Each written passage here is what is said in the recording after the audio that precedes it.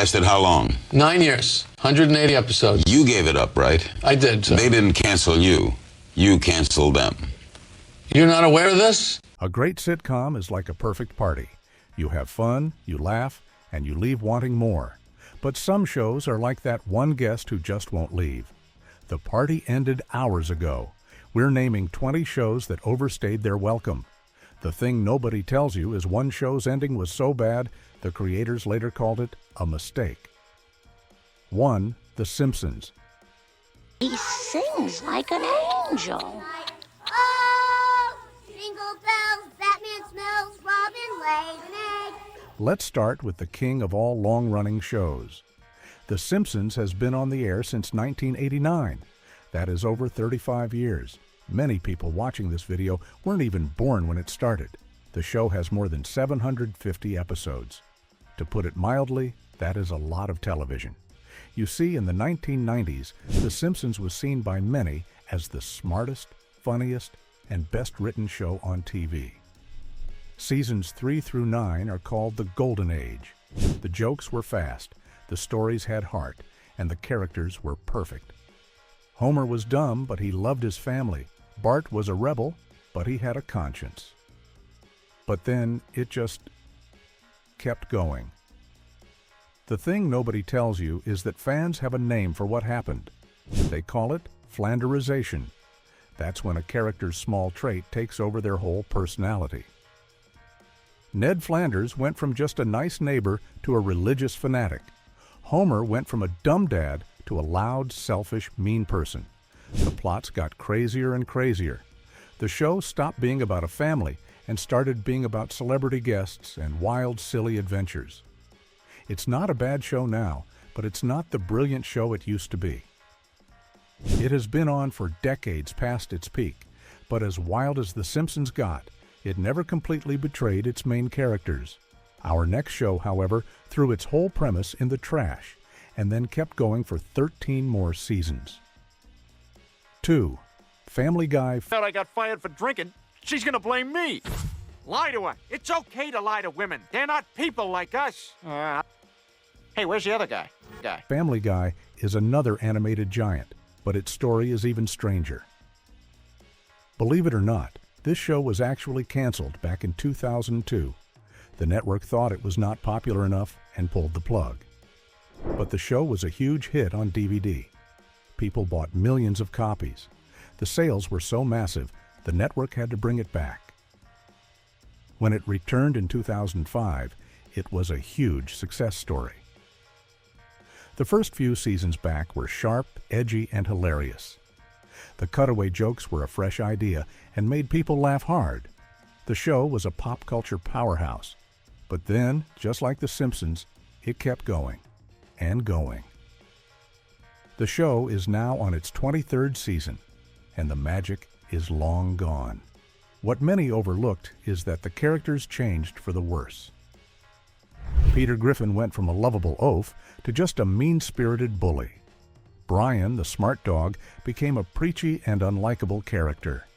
The cutaway gags are not clever anymore. Now they are often just long, random, and not very funny. The show relies on shock value and gross-out humor instead of smart jokes. It came back from the dead, which was amazing, but it probably should have stopped again about 10 years ago. Relying on shock value is one thing.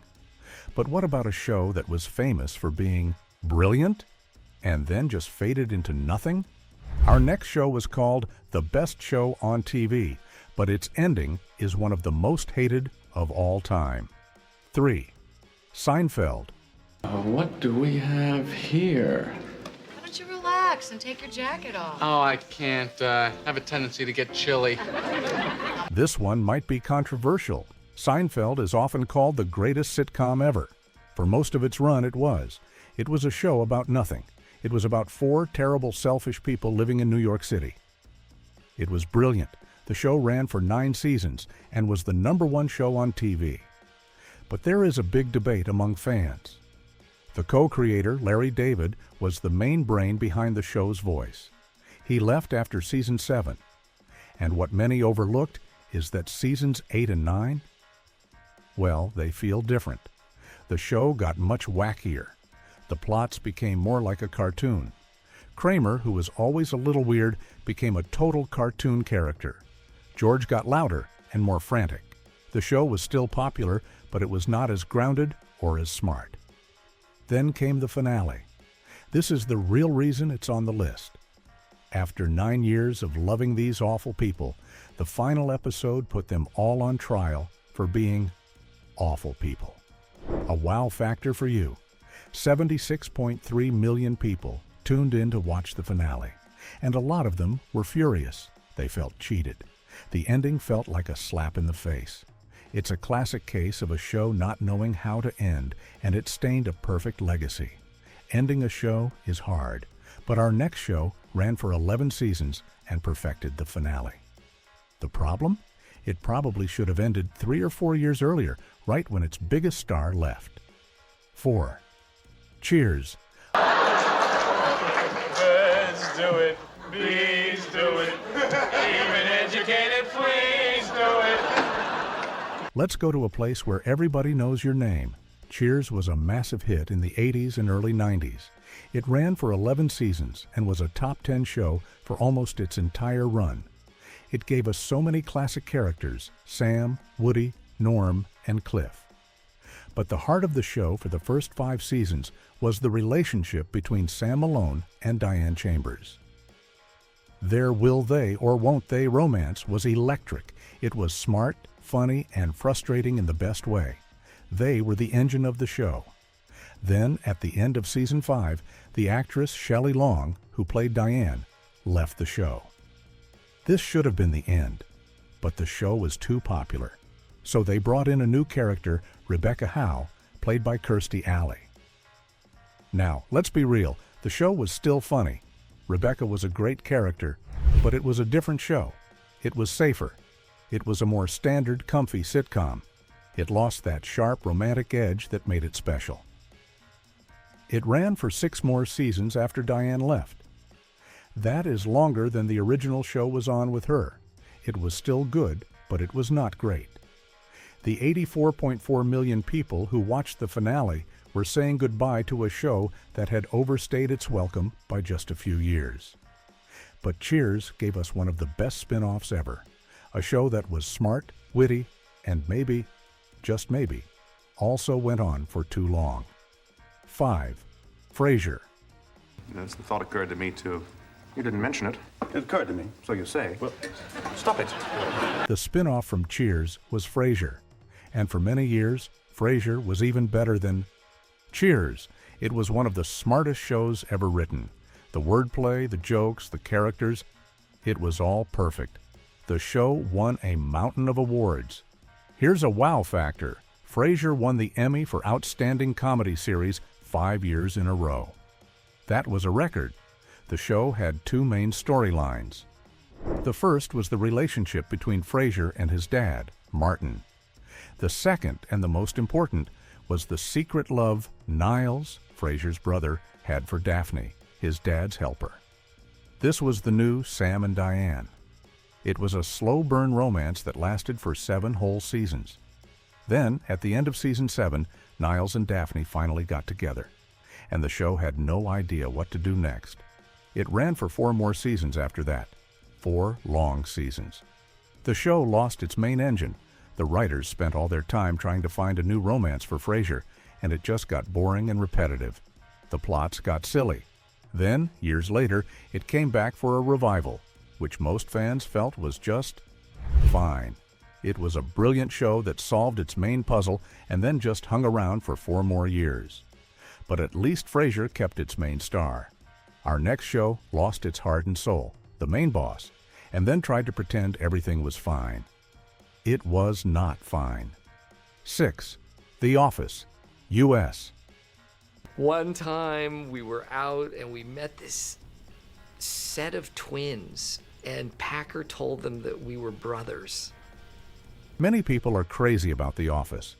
The American version of the show is one of the most beloved sitcoms of all time. For 7 seasons, we watched the lives of the people at Dunder Mifflin, and at the center of it all was their boss, Michael Scott. Michael Scott, played by Steve Carell, was the show. He was cringy, he was lovable, he was idiotic, and he had a huge heart. His journey to find love and happiness was the show's real story. At the end of season 7, he got it. He found his soulmate, Holly, and he moved away. It was a perfect, beautiful ending. The show should have ended right there. But it didn't. It kept going for 2 more seasons. And to put it mildly, those 2 seasons are not good. Season 8 is almost unwatchable for many fans. They tried to replace Michael, but it was impossible. The characters who were left behind became mean, like Andy, or were put in strange storylines, like the whole camera guy and Pam thing. The show lost its heart. The ratings dropped by millions, but it just kept limping along. It was a show without its leader, and it proved how important he really was. Losing your main star is a death sentence. But what if your main star has a total public meltdown and gets fired? Our next show didn't just replace him. It got weird. 7. 2.5 Men. Go to your room. Yes, like that. I mean it. Give me the remote and go to your room. Very fine. Ha-ha. For 8 years, 2.5 Men was the biggest sitcom in the world. It was a ratings monster. At its peak, it was getting over 16 million viewers every single week. The show was simple. A rich, carefree guy named Charlie, played by Charlie Sheen, lives with his cheap, nerdy brother Alan and his dumb-as-a-rock nephew, Jake. The chemistry between Charlie Sheen and John Cryer, who played Alan, was perfect. The show was an easy, funny watch. Then, in 2011, Charlie Sheen had a very public, very strange meltdown. He said a lot of wild things in public and insulted the show's creator. He was fired. This was a huge, huge story. Most shows would end there. You just lost your main star. But 2.5 Men was making too much money. So they did something crazy. They brought in Ashton Kutcher to play a new character, a lonely internet billionaire. The show then ran for 4 more years with this new cast. It was a completely different show. It was not as funny, and the vibe was all wrong. The finale was one of the strangest in history, making fun of the whole situation and the fact the show was still on the air. That show was a huge hit, but our next show was a hit for being anti-family. It was rude, crude, and it just kept going until the kids were adults and the jokes were stale. 8. Married. With children. We really have to go to a recital, do we? Hey, remember the Bundy credo. When one Bundy is embarrassed, the rest of us feel better about ourselves. Back in 1987, the brand new Fox network needed a show.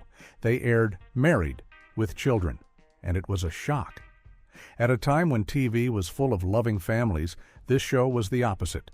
It was about Al Bundy, a shoe salesman who hated his life. He hated his lazy wife, Peg. He was annoyed by his kids, Kelly and Bud. In the 80s, this was groundbreaking. It was so rude and so different that people loved it. The show was a huge hit for Fox. It put the network on the map. It ran for 11 seasons, 259 episodes. The problem is, the joke never, ever changed. For 11 years, it was the same story. Al hates his life. Peg wants to be intimate. Kelly is dumb. Bud is a failure. In the early seasons, this was funny. By season 11, it was just sad. The actors were getting older, but the characters were stuck in the exact same place. The show was a one-joke idea that was stretched out for more than a decade. It was a rebel that became boring. Being stuck in a rut is bad, but our next show was about a couple who were so stuck, they managed to make 9 seasons about basically nothing. And it wasn't Seinfeld. 9. The King of Queens. Oh, come on, no, Carrie, please. Don't make me go to that bad place.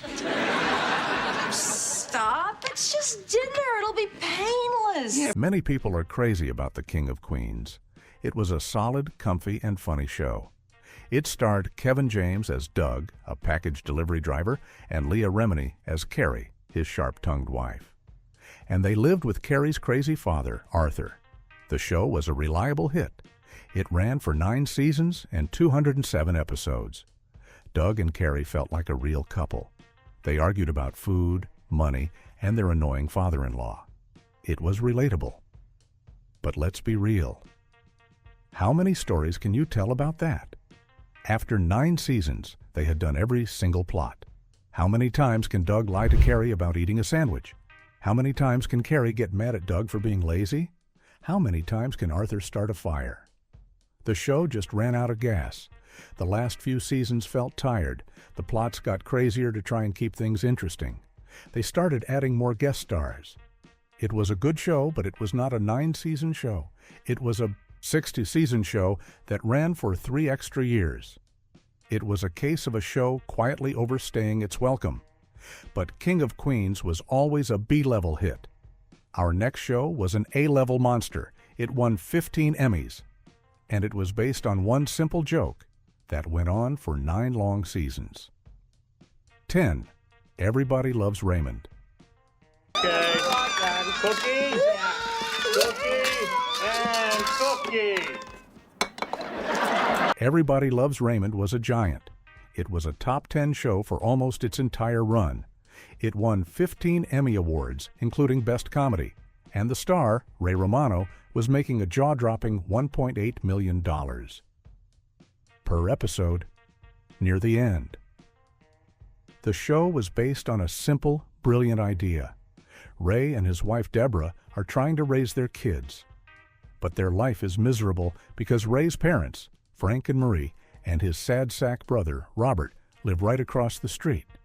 And they are always coming over. This setup was gold. The writing was sharp, and the acting was perfect. For the first 5 or 6 seasons, it was one of the best shows on TV, but it ran for 9 seasons, 210 episodes. After a while, the joke got old. It stopped being funny and just became stressful. The characters got meaner. Marie and Frank were not just nosy, they were cruel bullies. Robert was not just sad, he was pathetic. And Ray was so selfish it was hard to root for him. The show that everyone loved became a show that made everyone feel a little bad. Family stress is one thing, but what about a show that was built on family, and then in the last season, it just got dark? Our next show's finale baffled everyone. 11. Home Improvement. In the 1990s, Home Improvement was a machine. It was the #1 show in America. Tim the Toolman Taylor and his catchphrase, "More Power," were everywhere. The show was about Tim, his wife Jill, and their 3 boys, Brad, Randy, and Mark. It was a sweet, funny, classic family sitcom. The show ran for 8 seasons. For most of that time, it was great, but things started to get weird near the end. The kids were growing up. The middle son, Randy, who was the smart one, left the show to go to college. The actor just did not want to be on the show anymore. So for the final season, one of the 3 kids was just gone. The youngest son, Mark, who used to be a cute kid, became a gloomy goth teenager. The plots got stranger. The show had lost its simple family charm. Believe it or not, the network wanted a 9th season. They offered Tim Allen $50 million to do one more. They offered Patricia Richardson, his TV wife, $25 million. But she said no. She knew the show was done. She felt it was time to stop. Because she said no, the show finally ended. But to be honest, it should have ended a year earlier. Losing one kid is tough. Our next show lost 2 of its main stars, and then decided to keep going anyway. It was one of the strangest final seasons ever. 12. That 70s show was a huge hit. It was a funny, nostalgic look at a group of teenagers growing up in Wisconsin in the 1970s. The show was set from 1976 to the end of 1979. But the show itself ran for 8 years. That's a wow factor right there. The last few years in the show's timeline took multiple real-life years to get through. The heart of the show was Eric Foreman. His basement was where the gang hung out. His relationship with his girlfriend Donna was the main story. His friendships with Kelso, Hyde, Fez, and Jackie were what it was all about. Then, at the end of season 7, Topher Grace, the actor who played Eric, decided to leave. The main character was gone. At the same time, Ashton Kutcher, who played the lovable idiot Kelso, also left. The show was over. It had to be. But it was not. It came back for a season 8, and to put it mildly, it is one of the worst final seasons of any show ever. They tried to replace Eric with a new character named Randy. Fans hated him. He had no personality. With Eric and Kelso gone, the show was a hollow shell of itself. It was awkward and unfunny. The only good part of the entire season was the last 5 minutes of the finale, when Eric came back to kiss Donna at midnight on New Year's Eve. That show's legacy was tarnished by a bad last season. Our next show's legacy was, well, let's just say it's complicated. It was the biggest show on TV, but its last seasons are hard to watch for different reasons. 13. The Cosby Show. In the 1980s, The Cosby Show was not just a hit. It was a phenomenon. It was the #1 show in America for 5 straight years. It saved the sitcom. It was a groundbreaking, warm, smart, and hilarious show about the Huxtable family. For most of its run, it was perfect. The stories about Cliff, Claire, and their 5 children were funny and felt real. We watched the kids grow up. We watched them deal with school, dating, and learning life lessons. But the show ran for 8 seasons, and by season 7 and 8, the original magic was gone. You see, the kids had grown up. Denise was married. Theo was in college. Vanessa was off at school. The nest was empty, so the show had to find new kids. They brought in little Olivia, Denise's stepdaughter. They brought in other random cousins and friends. The plots stopped being about the funny, relatable struggles of a family. Instead, they became very special episodes that taught a lesson. It felt less like a comedy and more like an after-school special. It was still a popular show, but it was not the brilliant show it had been. It had lost its spark. That show was about a big, loving family. Our next show was also about a big, loving family. But it was so sweet and cheesy that, by the end, it felt like a joke. 14. Full House. How rude. You got it, dude. Have mercy. If you grew up in the 90s, you know Full House. The show about 3 men raising 3 little girls in San Francisco was a giant hit for families. It was part of the TGF lineup and was just a sweet, simple show. It ran for 8 seasons and 192 episodes. The problem is, the show was always cheesy. But in the early seasons, it had some heart. As the show went on, it just got sappier and sappier and sappier. Every single episode had the exact same formula. One of the girls has a problem, they try to solve it and mess up. They feel bad. Then one of the 3 dads sits on their bed, cheesy piano music starts playing, and they learn a lesson. Then they hug. Every single time. By season 8, the girls were teenagers, but the show was still treating them like little kids. The catchphrases were old. The hugs were too much. The show was a cartoon of itself. It was just too much sweetness. It was time for the Tanners to go. But Full House was always supposed to be sweet. Our next show started as a real gritty look at a working-class family and ended with them winning the lottery. To say it went on too long is an understatement. 15. Roseanne was special because it was real. It was one of the first shows to show a family that really struggled with money. They were overweight, their house was messy, they yelled at each other, they worried about bills. Dan and Roseanne felt like a real blue-collar American couple. For 8 seasons, it was one of the best and most honest shows on TV. Then came season 9. To put it mildly, season 9 of Roseanne is one of the most hated seasons of television ever made. The writers decided to have the Connor family win the state lottery. They won $108 million. Suddenly, the show about a poor family was about a rich family. The whole point of the show was gone. The season was a bizarre fantasy. They were at fancy spas. They were on yachts. They met rich people. It was awful. But the thing nobody tells you is that the ending was even worse. In the very last episode, Roseanne reveals that the entire season was a fantasy she wrote. They never won the lottery. And her husband Dan had not survived his heart attack from the end of season 8. He had actually passed away. It was a bizarre, dark, and depressing end to a once great show.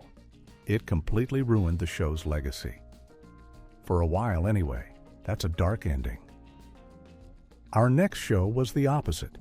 It was all about sunshine and friendship. But by the end, one of the main friends was just gone. And the show kept going. 16. The Golden Girls. The Golden Girls is a masterpiece, let's just say that.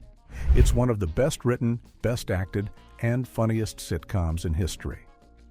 The show about 4 older women living together in Miami was a top 10 hit for 6 of its 7 seasons. The chemistry between Bea Arthur, Betty White, Rue McClanahan, and Estelle Getty was pure magic. The show was funny, and it was also brave. It talked about topics that no other show would touch. It was pretty much a perfect 7-season run. But here is why it's on the list. At the end of season 7, Bea Arthur, who played Dorothy, wanted to leave. She felt they had done it all. The show was still a huge hit, so the network did not want to let it go. So they made a spin-off. It was called The Golden Palace. It starred the other 3 Golden Girls, Rose, Blanche, and Sophia.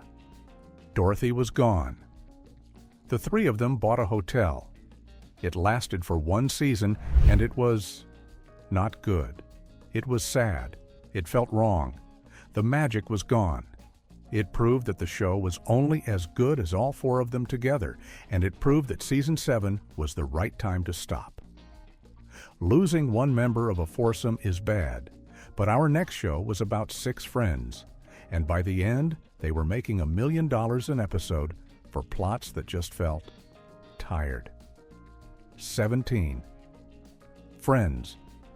Friends was a 1990s cultural earthquake. It defined a decade. The show about 6 friends living in New York City was a monster hit. We all know the characters, we all know the jokes. The show was smart, funny, and had a ton of heart, but it ran for 10 seasons. And what many overlooked is that the show was supposed to end much earlier. The creators wanted to end it after season 8. Then they were talked into season 9. Then they were talked into a final, shorter season 10. The reason? Money. The cast had famously negotiated together to get $1 million, each per episode. Because the last 2 seasons were bonus time, they felt like it. The characters were now in their mid-30s, but they were still acting like they were in their 20s. The plots got repetitive, and they tried a romance between Joey and Rachel, which most fans hated. It felt wrong and desperate. The show was still popular, but it was running on fumes. It was a great show that should have said goodbye 2 years earlier. $1 million an episode is a lot. But our next show also had a cast that got huge paydays. And it also came back from the dead, only to prove that maybe it should have stayed gone. 18. Will and Grace. When Will and Grace first aired from 1998 to 2006, it was a landmark. It was a network show with 2 openly gay main characters. And it was hilarious. The fast, snappy jokes and the amazing physical comedy from the 4 main actors made it a huge hit. But even that first run probably went on too long. The last season or 2 felt a little tired. The 2006 finale was a strange episode that jumped 20 years into the future, showing that Will and Grace had a big fight and stopped being friends for 2 decades. Then, in 2017, the show came back. The revival was a huge hit. The first season back was great. It was like they never left. They made a joke that the weird finale was just a dream. But then, it kept going for 2 more seasons, and the magic faded fast. The jokes got old again. The plots were repetitive.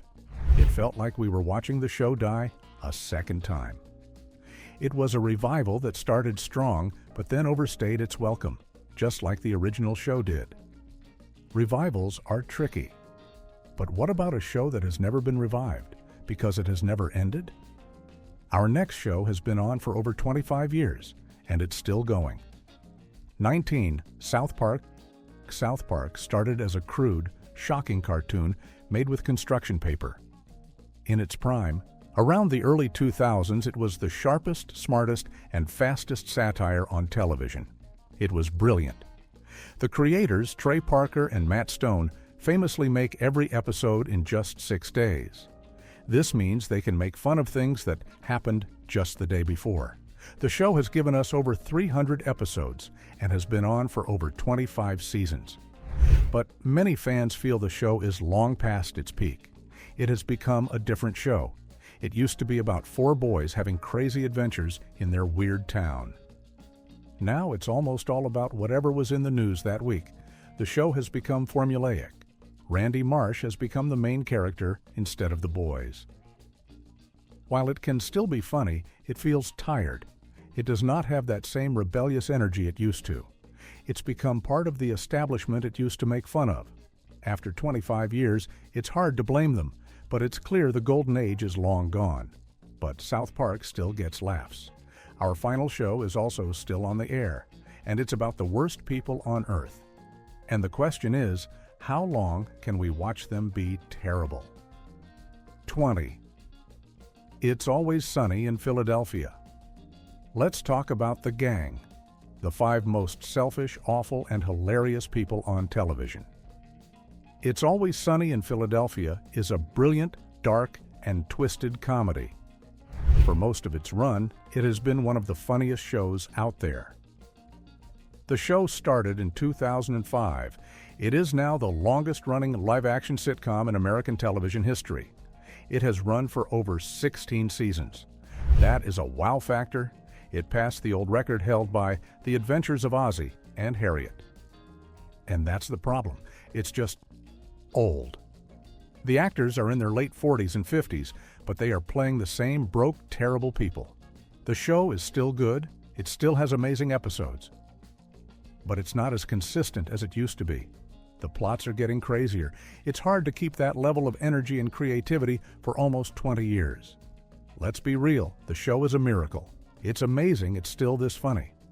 But it is definitely past its peak. It's a show that started as a small, dirty secret and has now become a long-running granddaddy of comedy, whether it wanted to or not.